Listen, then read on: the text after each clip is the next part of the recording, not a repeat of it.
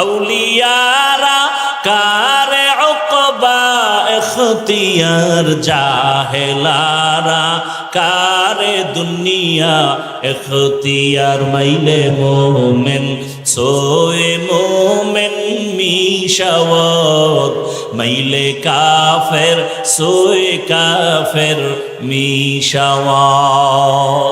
আল্লাহ তাআলার ভয় অন্তরে জমা করার একমাত্র ঠিকানা আহলুল্লাহদের নেক নজর। আল্লাহওয়ালাদের নজর যত লাগবে তত বান্দার মধ্যে কলবে পাওয়ার বাড়বে। সূর্যের আলোটা যেই ফলের মধ্যে বেশি লাগবে ওই ফলটা বেশি কালার হবে। চাঁদের আলো যেই ফলের মধ্যে বেশি পড়বে ওই ফলটা মিষ্টি বেশি হবে।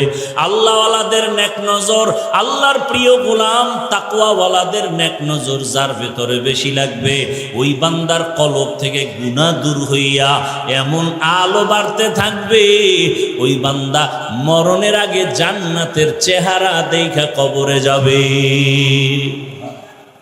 আল্লাহর ভয় না থাকলে আমি হাফিজুর রহমান কেন, জমিনের বড় বড় আল্লাহওয়ালা বরুণার হযরত পীর সাহেব হুজুর দামাত বারাকাতুহুম কেন, লন্ডন থেকে বড় দামি শায়েখ যদি আনা হয় শুধু তাই না, মক্কা মদিনার ইমামও যদি আনা হয় তাতেও কাজ হবে না।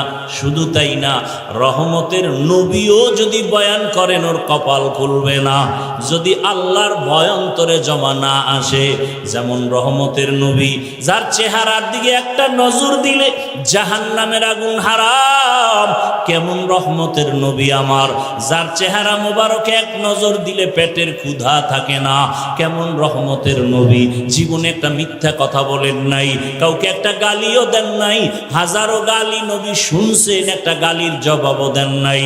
কেমন রহমতের নবী আমার যাকে এক নজর দেখার জন্য জঙ্গলের প্রাণীরা কান্না করে, নবীকে এক নজর দেখার জন্য গর্তের পিপিলিকা আরজি পেশ করে, গর্তের সাপ দেখার জন্য অপেক্ষা করে।